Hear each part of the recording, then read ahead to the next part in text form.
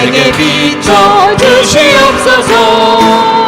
그 밝은 얼굴 배울 때 나의 영혼 기쁘다.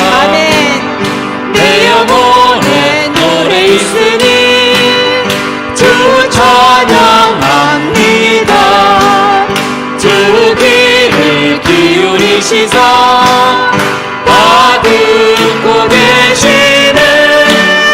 주의 영광 빛난 광채 내게 비춰 주시옵소서. 그 밝은 얼굴 배울 때 나의 영혼 기쁘네.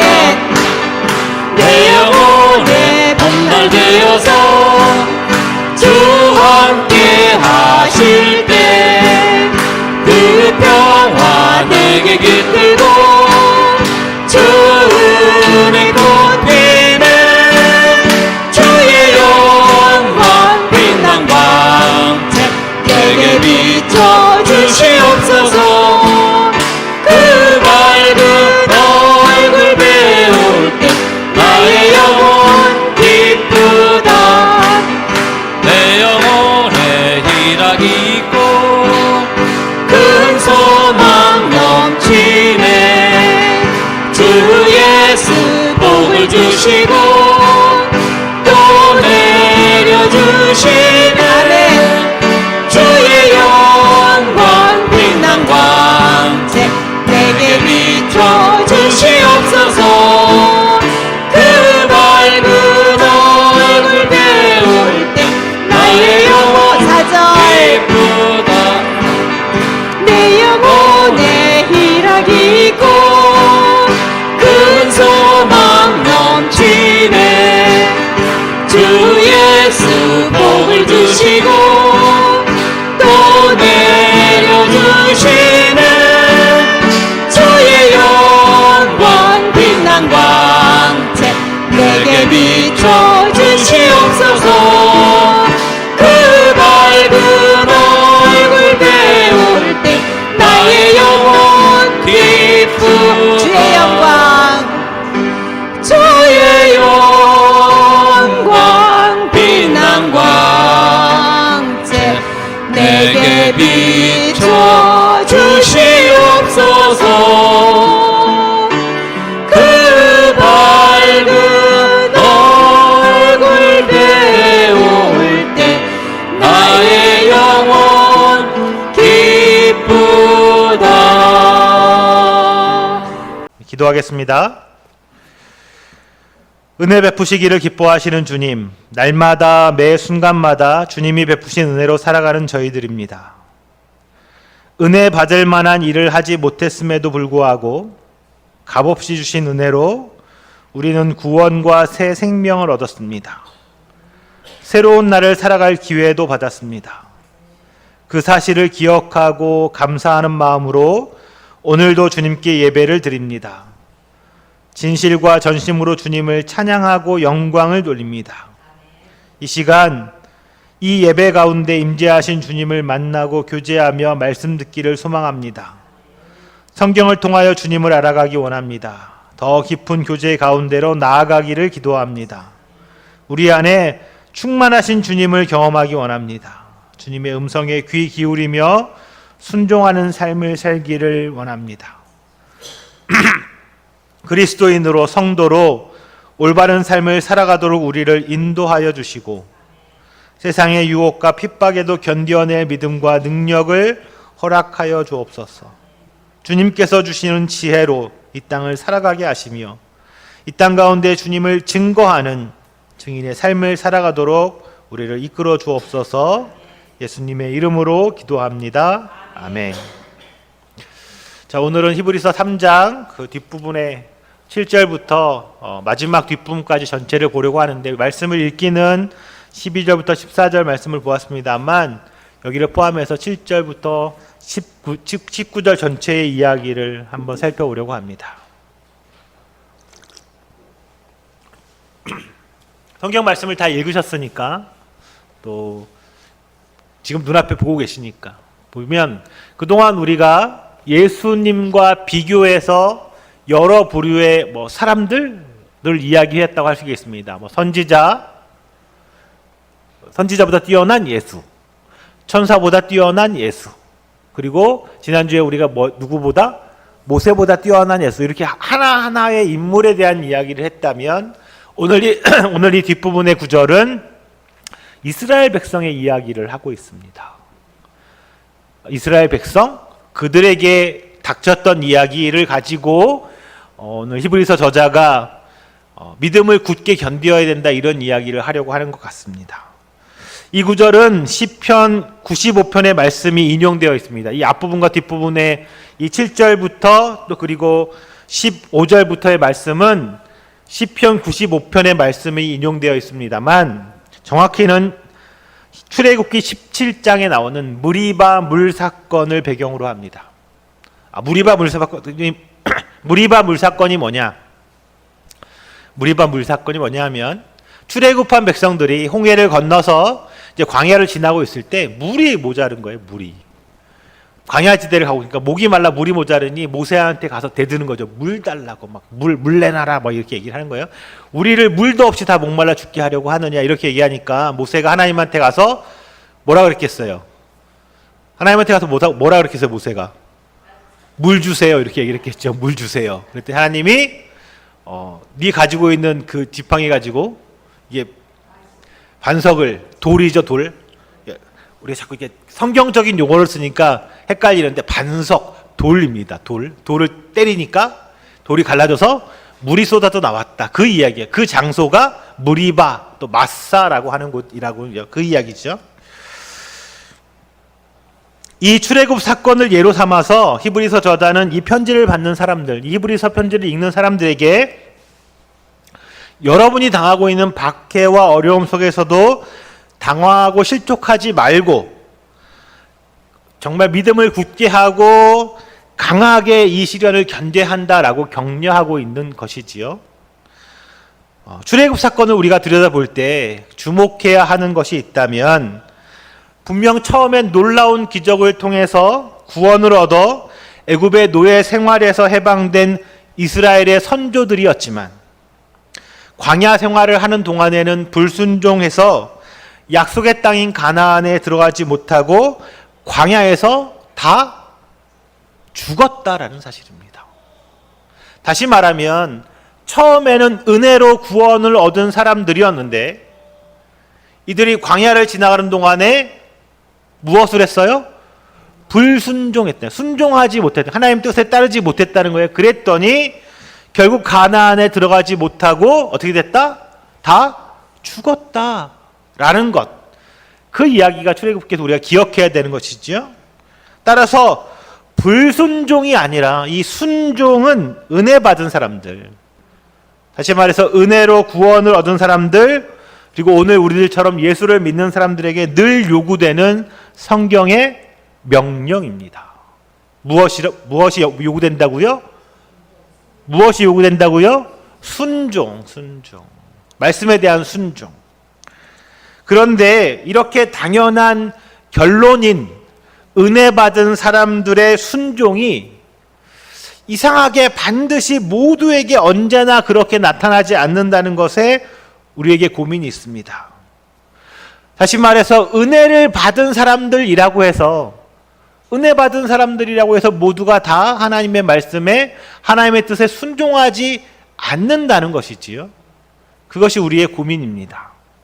따라서 은혜를 받은 나에게 너무나 당연한 결론이어야 하는, 은혜 받은 나, 하나님으로부터 은혜를 받은 내가 너무나 당연하게 결론적으로 보여야 하는 이 믿음으로 순종하는 것, 믿음으로 그것에 순종하는 것이 정말 나의 것이 되기 위해서는 우리 각자에게 수많은 시행착오가 필요합니다. 이 믿음으로 순종하는 것을 위해서 성경은 우리에게 시간과 또 과정과 훈련이 필요하다고 말하는데, 우리가 믿음으로 순종하는 것이 저절로 되는 것이 아니라 시간도 필요하고 과정도 필요하고 훈련도 필요하다고 말하는데, 우리는 그렇게 생각하지 않은 것 같습니다. 늘 우리가 뭔가 시간이 드는 거, 내가 시간을 내서 무언가를 해야 되는 거, 또 과정이 소요되는 거, 과정이 길게 소요되는 거, 그리고 훈련받는 거 싫습니다. 교회 와서도 마찬가지지요. 교회 와서도 처음에 저야 워낙 어려서부터 교회를 나가서 흔히 말하는 모태신앙이라 뭘 특별히 하지 않아도 저절로 교회를 어느 순간부터 가고 있었기 때문에 뭔가 교회에서 뭘 하는 거에 그냥 습관적으로 익숙해져 있지만, 우리 좀 뭔가 내가 좀 나이가 들어서 처음 교회 나오기 시작한 분들의 입장에서 한번 생각해 보면, 교회 처음 나갔더니 교회 나가면 내가 예수를 주로 받아들이겠다고 시인하면 뭐가 이루어진다 그래요? 우리가 구원이 이루어져요. 구원을 은혜로 하나님이 내게 주시지요. 그럼 그때부터 뭘 해야 돼요? 훈련해요. 순종의 훈련이 필요해요. 성경도 공부해야 되고, 세례받기 위해서 세례문답 교육도 받아야 되고, 또 세가족으로 왔으면 세가족 교육도 받아야 되고, 또 조금 더 고등 과정의 교육도 필요한데, 이런 거 하자 그러면 우리가 다 뭐라 그래요? 별 필요 없다고 생각하는 것이. 필요 없다고 생각하는 거야. 나는 구원받았다 라는 거예요. 거기까지만 일하는 거지요.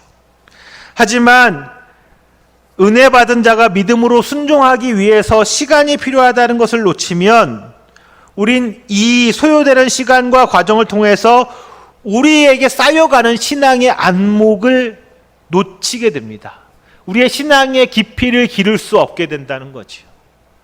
믿음으로 구원받았지만, 은혜로 구원받았지만 믿음으로 순종의 한 자께 나아가기 위해서 이 시간과 노력이 소요된다는 것을 놓쳐버리면 우리의 신앙의 안목은 그만큼 짧아지고 작아져 버린다는 거죠. 그러니까 순종해야 하는데 순종하지 못할 때, 또 눈앞에 닥친 시험을 극복할 정도의 믿음을 동원할 역량이 없는 상황에서 그 시련과 시기의 시간을 넘어갈 수 있는 신앙적인 안목이 없다는 겁니다.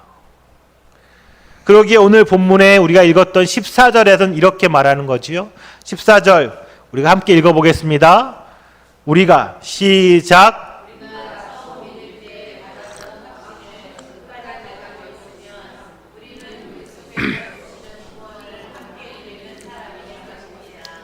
자, 이 말씀은 굉장히 당연한 말씀이지만 사실 우리에게 이 말씀처럼 하는 것은 어려운 일입니다. 사랑하는 시온교회 성도 여러분, 처음 믿었을 때 가진 확신처럼, 이 말 14절에 우리가 처음 믿었을 때 가졌던 확신 이라는 말에서처럼 사람들에게 첫사랑, 첫 믿음, 첫 다짐, 첫 마음과 같은 단어가 있는 이유는 아마도 우리가 한결같지 않기 때문인 것 같습니다. 인간은 늘 변하고 또 변하기 쉬운 존재라는 사실을 우리는 너무나 잘 압니다. 그래서 오늘 본문의 배경이 되는 이 출애굽 사건을 보면 또 그것이 더 쉽게 이해가 되지요. 하나님은 이스라엘 백성들을 노예 생활을 하던 이집트, 애굽에서 꺼내셨습니다. 애굽에서, 지금의 이집트에서 꺼내오셨습니다. 주의할 점은 하나님께서 그들을 애굽 땅에서, 금방 제가 뭐라 그랬어요? 애굽 땅에서 꺼내오셨다는 거예요. 꺼내셨지 그들에게 그 애굽 땅을 주신 것이 아니라는 겁니다. 아마도 이스라엘 백성들은 무언가 자신들의 기대와 달리 여기서부터 뭔가 일이 좀 잘못되는 것 같다라는 생각을 했을 수도 있습니다. 우리가 하는 기대라면, 우리의 기대라면, 우리가 구원의 은혜를 받은 자로서의 기대라면 하나님께서 먼저 애굽에서 그 나쁜 바로를 없애버리시고 그 다음에 이스라엘 백성 편에서 이들의 편이나 상황을 잘 알고 돌봐줄 수 있는 새로운 지도자를 세우신 다음에 그들이 겪었던 그 노예 생활의 힘든 삶에서 벗어나 그 비옥한 땅, 그들이 살던 그 비옥한 땅에서 잘 먹고 잘 살게 해주시기를 바라셨을지도 모릅니다. 그지요? 그랬더라면 이스라엘 백성들도 만족하고 행복했겠죠. 그냥 거기서 자신이 지금 처한 상황의 문제들을 해결해 주시고 그냥 계속 잘 먹고 잘 살 수 있도록 내버려 두셨더라면 좋았을 텐데라는 거지요. 그런데 하나님은 그들에게 그 애굽 땅을 주시는 대신에 그곳을 떠나서 가나안으로 가라고 말씀하십니다. 애굽에서 약속의 땅인 가나안까지는 상당히 꽤 먼 거리입니다. 지금 그때는 자동차나 이런 게 비행기나 이런 게 없으니까 걸어가야 하는 거니까 기껏해야 달구지 끌고 가는 정도였겠지요. 그러니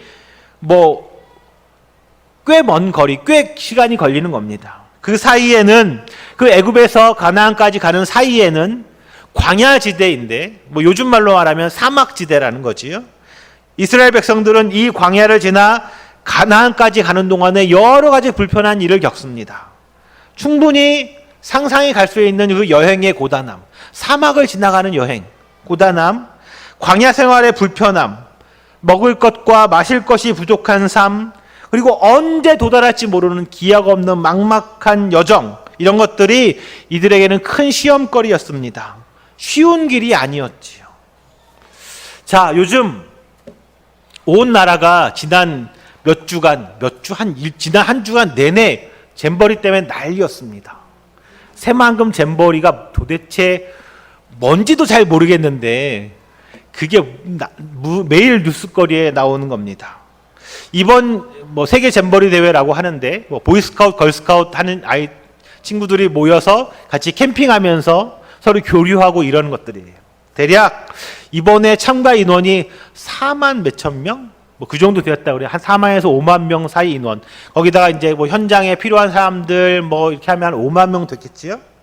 이 사람들이 텐트를 치고 야영을 하면서 며칠을 보내는 일인데, 이 잼버리라는 게 그것을 위해서 준비가 부족했다고 매일같이 뉴스를 쏟아냅니다. 뜨거운 날씨에 뜨거워서 죽겠다 이런 거죠.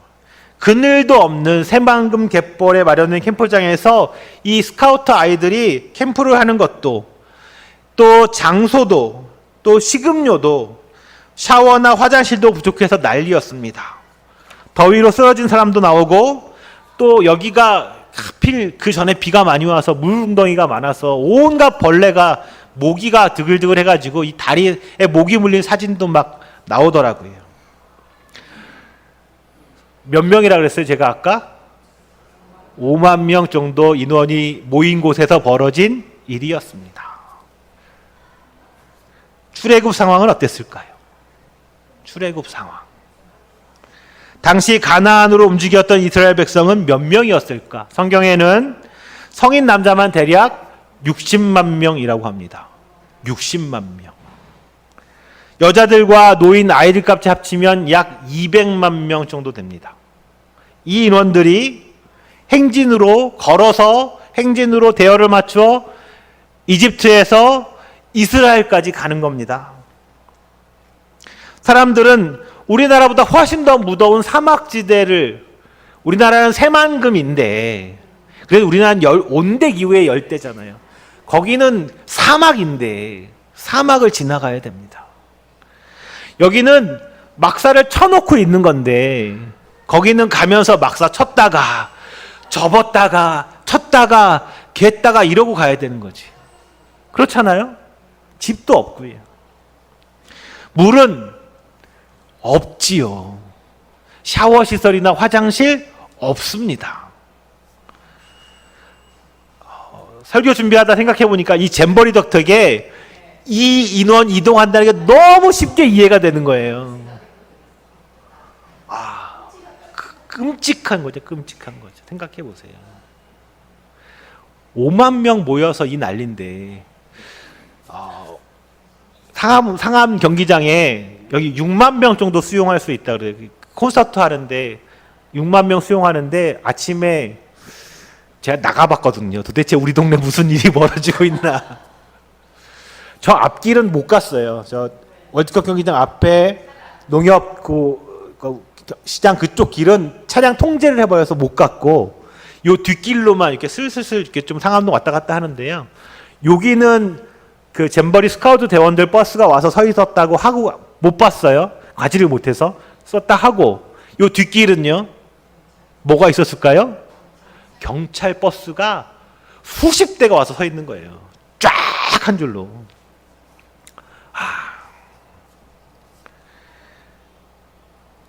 이스라엘 사람들이 얼마나 힘들었을까? 고작 6만 명 모이는 4만 명 모이는 6만 명 모이는 때부터 이 난리인데 거기에 몇 배요? 200만 명이 200만 명. 그들이 모여서 행진을 해 가는 겁니다. 자고 일어나서 짐 싸서 또 걸어가고 자고 일어나서 짐 싸서 걸어가고 이걸 하고 있는 거지. 물론 처음 이스라엘 백성들은 큰 기적을 보았고 해방이라는 감격 속에서 출애굽의 여정을 시작합니다. 노예 생활부터 풀렸으니까 이제 신났다, 우리 자유야 이러고 떠나는 거지요. 이런 환희와 감격이 있었을까요? 하나님이 또 기적도 보여주셨죠. 홍해 앞에 멈췄는데 바다를 갈라서 그 길을 건너가게 하셨으니 얼마나 대단한 일이에요. 이 환희와 감격과 찬양과 찬송과 노래를 부르며 이들이 걸어가기 시작했습니다. 처음에 며칠이나 갔을까요? 그게 며칠이나 이어졌을까? 출애굽기 17장 3절을 볼까요? 17장 3절에 이런 말씀이 있습니다. 제가 읽어보겠습니다. 그러나 거기에 있는 백성은 몹시 목이 말라서 모세를 원망하며 모세가 왜 그들을 이집트에서 데려왔느냐고, 그들과 그들의 자식들과 그들이 먹이는 집짐승들을 목말라 죽게 할 작정이냐고 하면서 대들었다. 이렇게 말합니다. 며칠 지났지요? 사람들이 물이 없으니까 모세에게 대들기 시작하는 거죠. 그냥 우리 거기다 내버려 두지 여기까지 뭐하러 데리고 와서 여기서 다 죽이려고 하느냐 이렇게 말하는 겁니다. 그들은 모세에게 왜 우리를 꺼내 주었느냐, 우리를 목말라 죽게 할 거냐, 차라리 애굽 생활이 더 낫다, 차라리 노예 생활이었지만 거기가 더 낫다 이렇게 말하는 거지요. 한편 생각해 보면 굉장히 솔직한 대답입니다. 그렇지 않습니까? 솔직한 대답이잖아요. 나쁘다고 말할 수 있나요? 아니요, 나쁘다고 말할 수가 없어요. 당연히 그렇게 얘기할 수 있는 거지요. 분명히 은혜로 주어진 구원이었지만 무엇으로부터의 구원, 이것은 무엇을 위한 구원으로 나아가지 않으면 우리에게 주어진 은혜는 오래가지 못한다는 겁니다. 어디서부터 꺼내온다 하더라도 꺼내온 이것이 어디론가 나아가는 것이 보여지지 않는다면, 그 희망이 없다면 그들에게는 금방 좌절과 실망만 온다는 거죠. 사람들은 공포나 압제, 노예 생활로부터의 고난으로부터 해방을 원합니다. 내게 힘든 일이 있을 때 그것이 없어지기를 원한다는 거지요. 구원받기를 원합니다. 그런데 막상 그런 일이 일어나도 그것만으로 만족하지 못합니다. 오래가지 못하는 거지요. 사람들에게 그 이상으로 만족할 수 있는 무언가가 주어지지 않는다면, 그런 구원이 아니라면, 그런 자유가 아니라면 전보다 나을 게 없다라고 생각한다는 거지요. 우리 속담에도 있잖아요. 물에 빠진 사람 건져주니 보따리 내놓으라는 거예요. 그 사람 입장에서는 물에 빠진 거 건져주면 그것으로 만족하는 게 아닌 거죠. 그 다음 것도 있어야 되는 거예요. 그게 우리의 마음이라는 겁니다. 순종해야 한다, 열심히 믿어야 한다, 모두 맞는 말입니다. 그런데 믿음을 동원하고 순종하고 무지와 거역, 비열함과 죄악된 생활을 끊고 헌신했음에도 불구하고 누가요? 누가? 우리가 그랬다는 거죠. 믿음을 동원하고 순종하고 무지와 거역, 비열함과 죄악된 생활을 끊고 헌신해서 불구하고 그 구원이 애굽에서 구원을 통해 옮겨진 것이 가나안이라면, 아니 광야라면 우린 실망할 수밖에 없다는 겁니다. 그런 믿음이 내게 무슨 소용이 있나 생각하게 됩니다. 그러니까 우리는 이 출애굽 사건을 조금 더 깊이 생각해 봐야 됩니다.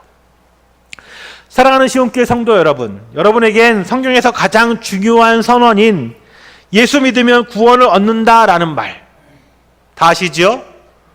자, 절 볼까요? 예수 믿으면, 따라해 볼까요? 예수 믿으면 구원을 얻는다.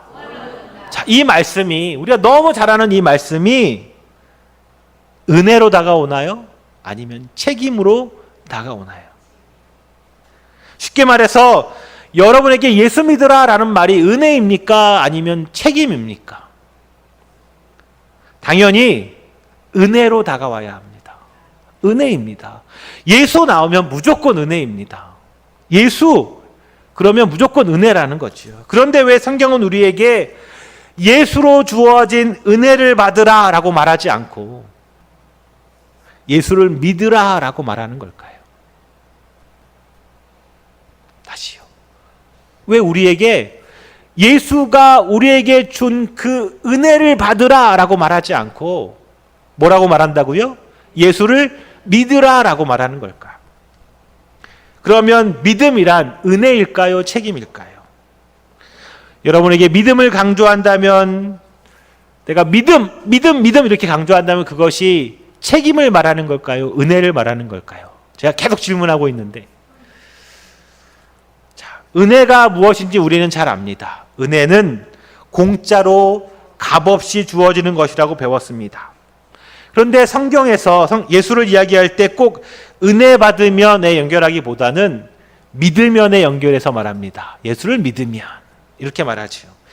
예수로 인해서 주어지는 은혜를 받으면 너와 내 집이 구원을 얻으리라 이렇게 말하지 않고요. 주 예수를 믿으면 이라고 말합니다. 그래서 분명한 것은 이 믿으면이라는 그 믿음에는 책임이 연결되어 있다는 말입니다.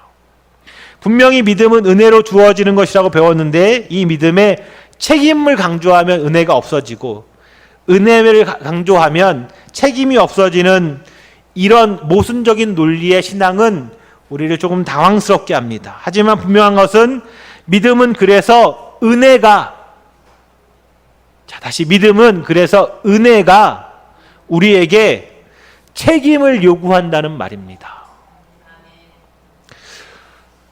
오해를 하지 마십시오. 제가 은혜와 책임을 나누려고 하는 말이 아닙니다. 믿음은 은혜로 시작했지만 그 은혜에는 책임이 있습니다. 따라서 믿음은 책임이라는 겁니다. 출애굽 사건을 예로 들면 구원은 애굽에서 해방되어 가나안에까지 들어가 하나님의 나라를 건설하는 겁니다. 그런데 그 일의 시작점인 애굽에서 꺼내오시는 일, 꺼내는 일은 100% 하나님의 은혜로 이루어집니다. 하나님이 전부 하신 일입니다. 10가지 재앙을 내리고 홍해를 가르고 반석에서 불이 나오게 하시고 만나를 먹이셨습니다. 자, 그런데 가나안에 들어가는 일만은 은혜로 되는 일이 아닙니다. 순종이라는 게 있어야 가능합니다. 책임이 필요하다는 말입니다. 아니, 애굽을 쳐부수고 우리를 꺼내셨으면 그냥 최단거리로 가나안에 빨리 옮겨서 도착하게 하시지, 그런 기적을 충분히 하나님께서 일으키실 수도 있으실 텐데 축지법처럼 거리를 확 줄여서 쭉 가게 하셨으면 문제가 없을 텐데 왜 그 힘든 광야를 지나가게 하시고 거기에서 좀 불순종했다고 싹 다 죽여버리시겠다고 말씀하시는 걸까라는 거지요. 그냥 애굽에서 꺼내셔갖고 그날로 들어서 가나안에 팍 갖다 넣으셨으면 끝났을 텐데 라는 겁니다. 그때 하나님이 백성들에게 이런 말했죠. 내가 진노했다라는 거예요. 내가 너희는 절대로 그 땅에 못 들어간다 라고 내가 스스로 맹세했다라고 그 불순종한 백성들에게 하나님이 말씀하셨죠. 그렇기 때문에 가나안에 들어가는 일에 대한 책임을 믿음이라고 말씀하시면서 은혜와 책임이 서로 어떻게 연결되는지를 알려주십니다. 은혜는 분명히 애굽에서부터 해방되어 가나안에 들어가는 일이겠지만 마지막에 그 가나안에 딱 들어가는 일에는 무엇이 필요하다? 책임이라는 게 필요하다는 것이죠. 그것을 뭐라고 한다고요? 다른 말로 믿음이라고 한다는 겁니다. 믿음이라고. 예수 그리스도께서 우리에게 베푸신 구원의 은혜도 마찬가지입니다. 제가 예수님이 이루신 일 4가지를 여러 번 말씀드렸으니까 다 아실 텐데, 앞에 첫 번째는 온 세상을 하나님이 만드셨다. 두 번째는 그 만드신 분이 주인인데 그 주인을 따르지 않으면 그것이 뭐라 그랬어요? 죄라는 거예요. 죄인이라는 거예요. 그래서 그 죄인은 반드시 어떻게 된다? 죄인은 반드시 어떻게 된다? 죽는다는, 영원한 사망에 이르게 된다는 거예요. 그것을 해결하시기 위해서 예수 그리스도가 이 땅에 오셔서 죽으시고 부활하심을 통해서 우리에게 구원의 은혜를 베푸셨다라는 겁니다. 여기까지는 뭐예요? 은혜라는 겁니다. 은혜. 그 은혜가 내 것 되게 하기 위해서 무엇이 필요하다 그랬어요? 믿음이라는 게 필요하다는 거예요. 그 믿음에는 무엇이 필요하다? 책임도 필요하다는 겁니다.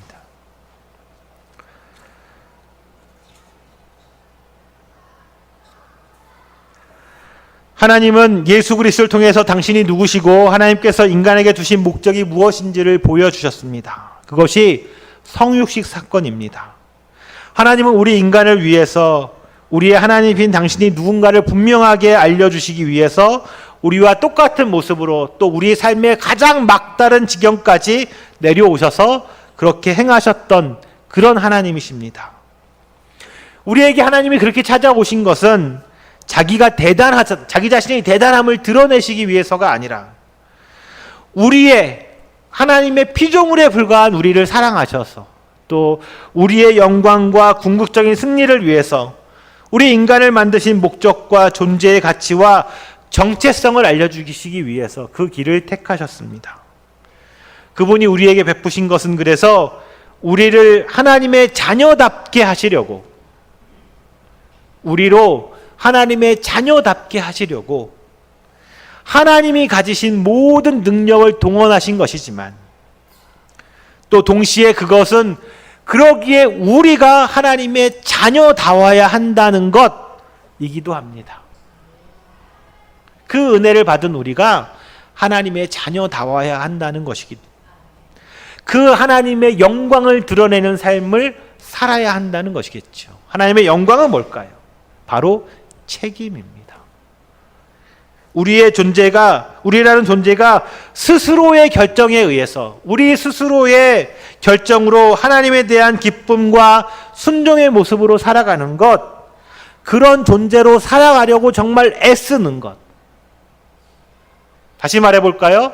우리가 구원받았지만, 그 구원의 은혜를 받았지만, 하나님의 자녀가 되었지만, 그래서 내가 하나님의 자녀의 모습으로 살아가려고, 하나님의 자녀의 모습으로 그 기쁨과 순종의 모습으로 살아가려고 애쓰는 것, 그것이 뭐라고요? 책임이라는 거지.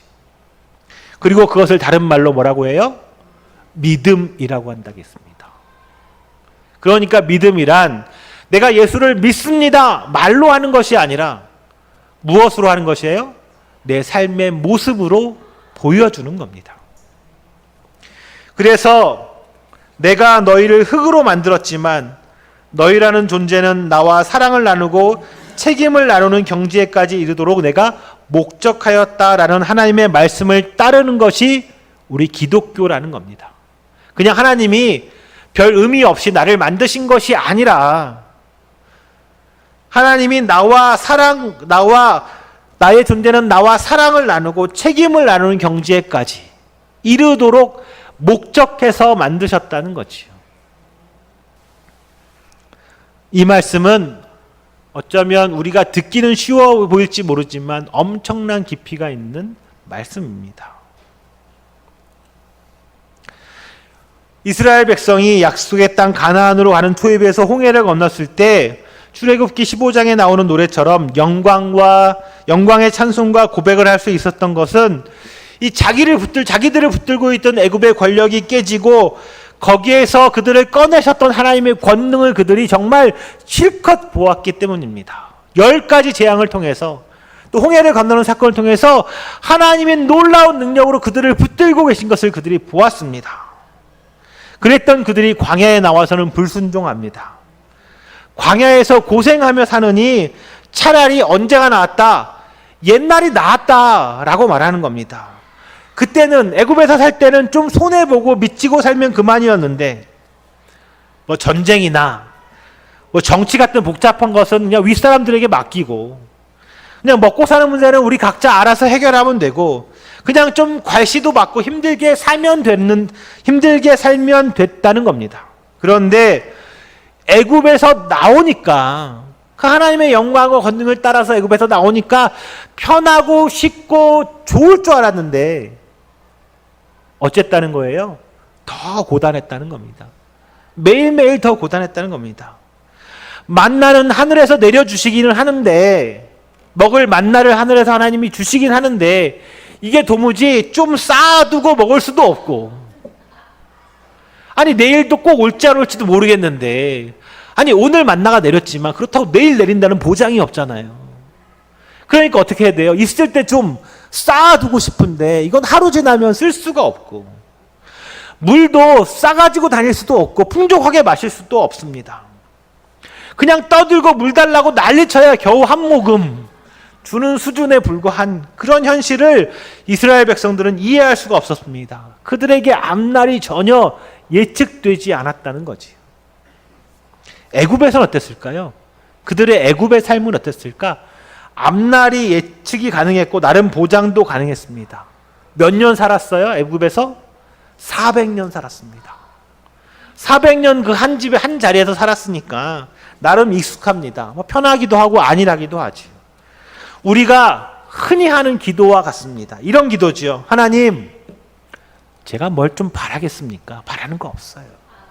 그냥 우리 자식들, 내 자식들 남한테 흉되지 않고 그냥 돈 걱정 안 하고 그냥 조금 편히 살다가 그냥 빨리 곱게 늙어 죽으면 그만입니다. 뭐 대단한 거 바라지 않아요. 뭐 걱정 없습니다. 이렇게 기도하는 거지요. 그런데 지금 우리가 있는 곳은 광야입니다. 예수를 믿고 나서부터 우리가 있는 자리는 광야입니다. 하나님이 우리의 그런 모습에, 그런 광야에서 예전의 안일한 모습으로 살아가려고 하는 그 모습에 분노하실 겁니다. 사랑하는 시온교회 성도 여러분, 우리는 예수 믿는 것이 무엇이냐, 하나님이 얼마나 큰 마음을 담아 우리를 만드셨고 우리들의 인생에 개입하고 계시느냐, 인생이 무엇이냐, 역사가 무엇이냐, 현실이 무엇이냐, 이런 말할 거에 대해서 늘 하나님께, 하나님 괜히 우리 불러서 고생시키시는군요, 이렇게 대답할 때가 많습니다. 하나님께서 정말 전심을 기울여서 우리를 만들어가고 우리를 채우시고 우리를 이끌어 가신다는 생각을 안 하기 때문입니다. 하나님이 우리를 그냥 자녀 삼아 놓으셔서 휙 팽개쳐 두신 게 아니라는 사실을 믿지 않습니다. 그냥 우리도 쉬운 길로 대강 살기를 바랄 때가 많습니다. 이스라엘 백성들이 우여곡절 끝에 가나안에 들어가서는 어떻게 됩니까? 우리 잘 알다시피 우상 숭배하다가 망합니다. 나라가 멸망해 버리지요. 우상 숭배는 하나님 외에 다른 신을 섬기는 것이겠지만 본질적으로 우상 숭배는 쉬운 길을 가겠다는 겁니다. 편한 길을 가겠다는 거지요. 적당히 현실과 타협하면서 살아가겠다는 겁니다. 편하고 쉽게 보이는 길로만 가겠다는 것이지요. 그렇게 쉽게 살겠다고 타협하는 우리에게 하나님은 그럴 수 없다라고 말씀하시는 겁니다. 너희는 마음껏 영광을, 명예를, 승리를 찾을 수 있는 존재다. 그런 나라를 만들어라. 그런 존재로 살아가라 라고 말씀하시는데 우리는 거부합니다. 그냥 오늘 등 따시고 배부르면 그만이라고 말합니다. 그렇게 살겠다고 말하는 거지요. 예수를 믿는 게 무엇입니까? 예수를 믿는 건 편한 길, 쉬운 길, 적당한 길로 가는 게 아닙니다. 예수를 믿으면 형통하고 좋은 일에만 둘러싸여서 어물어물 그렇게 살 수 없습니다. 절대로 그렇게 살지 못합니다. 하나님이 가만두시지 않습니다. 그렇게 살려고 하는 나를 박살내버리시지요. 그것이 어쩌면 우리가 만나는 고난입니다. 성경은 예수의 고난에 대해서 이렇게 말합니다. 히브리서 5장 8절과 9절 말씀인데요. 우리 같이 읽어보겠습니다. 히브리서 5장 8절 9절. 그는 시작.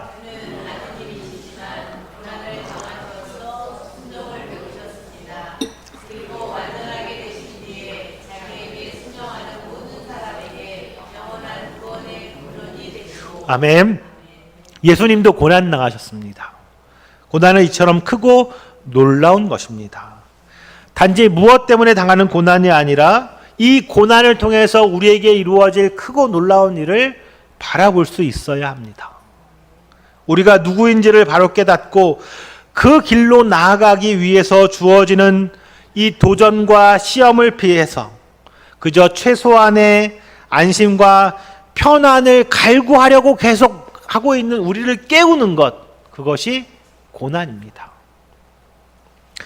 사랑하는 시온교회 성도 여러분, 은혜는 무엇입니까? 은혜는 그저 죽을 수밖에 없던 물에 빠져 허우적거리던 나를 물 밖으로 이끌어내시는 그 일, 그것 정도가 아닙니다. 은혜는 물 밖으로 끌어내놓고 예전처럼 그저 그렇게 다시 살아가도록 내버려 두시지 않는 것입니다.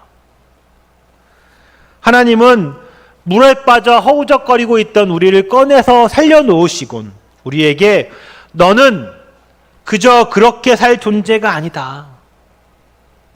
너는 그렇게 살 존재가 아니다. 너는 나의 분명한 계획 속에서 영광스러운 삶을 살 자격이 있는 소중한 존재다. 그러니 잊지 말아라. 내가 너를 끝까지 놓지 않을 것이다 라고 말씀하시는 것이지요. 그렇다면 믿음은 무엇입니까? 그런 놀라운 하나님의 계획 속에서 우리에게 주어진 책임을 다하는 겁니다. 쉬운 길을 따라 살아가는 것이 아니라 고난이 왔다고 피해가려고 하는 것이 아니라 좁은 길, 험한 길을 가는 것입니다. 성도로서의 모습을 끝까지 굳게 간직하는 것입니다. 하나님의 계획을, 하나님의 놀라운 섭리를 신뢰하며 따르는 것입니다. 그것이 믿음입니다. 저는 우리가 하나님의 계획 속에서 믿음의 성도로 그러한 위대한 인생을 살아왔고 앞으로도 끝까지 그렇게 살아갈 것을 믿습니다. 그러실 우리 모두를 주님의 이름으로 축복합니다. 우리 말씀을 기억하면서 주를 향한 나의 사랑을 우리 그 찬양 같이 하고 같이 기도하겠습니다.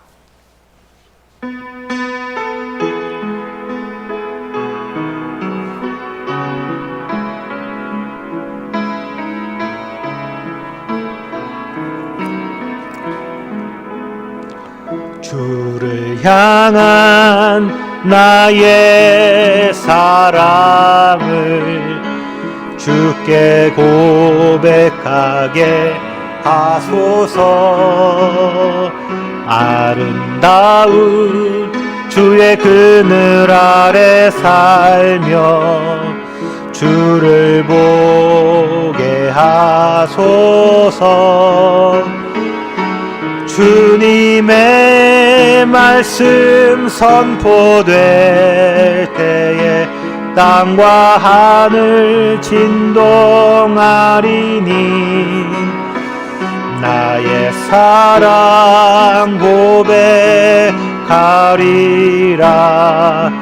나의 구주 나의 다시 한번 1절 다시 한번 찬양하겠습니다. 주를 향한 나의 사랑을 주께 고백하게 하소서. 아름다운 주의 그늘 아래 살며 주를 보게 하소서. 주님의 말씀 선포될 때에 땅과 하늘 진동하리니 나의 사랑 고백하리라. 나의 구주 주님의 말씀 선포될 때에 주님의 말씀 선포될 때에 땅과 하늘 진동하리니 나의 사랑 고백하리라. 나의 구주 나의 친구 이 시간 우리 함께 주여 한번 외치고 오늘 말씀을 기억하며 기도하겠습니다. 주여! 아버지 하나님 감사합니다. 하나님, 우리가 얼마나 소중한 존재이니 주님이 우리를 어떻게 만드셨는지, 주님의 구원의 은혜가 얼마나 놀라운 일인지를 다시 한번 마음에 깊이 새기게 하며 믿음으로 우리에게 주어진 책임을 다하기를 기도합니다. 아버지여, 우리를 도와주옵소서. 하나님, 우리 앞에 다가온 시련과 험난 삶의 굴뚝에서 무너지지 않게 하여 주시고, 하나님이 여전히 내 자를 붙드시고 나의 손을 붙드시고 나를 지키고 계신다는 사실을 믿게 하여 주옵소서. 내가 어느 자리에 있든지 내가 홀로 있는 것이 아니라 주님이 나와 함께 하시며 나를 동행하시며 나를 이끌어 가신다는 사실을 기억합니다. 주여, 그래서 감사합니다.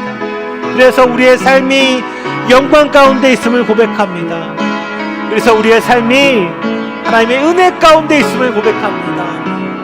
그래서 우리의 삶이 영원한 그 하늘나라를 소망할 수 있음을 감사합니다. 주님께서 우리를 그곳까지 이끌어 가실 것이기에, 주님께서 우리를 그곳에 도달하게 하실 것이기에, 주님께서 우리를 그 나라 백성 삼으실 것이기에, 하나님, 우리가 오늘을 이 땅 가운데서 감격과 감사로 살아갈 수 있음을 고백합니다.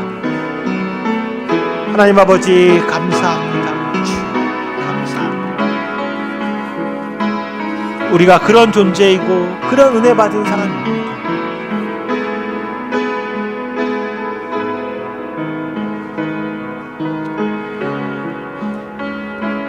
아버지 주여 감사합니다.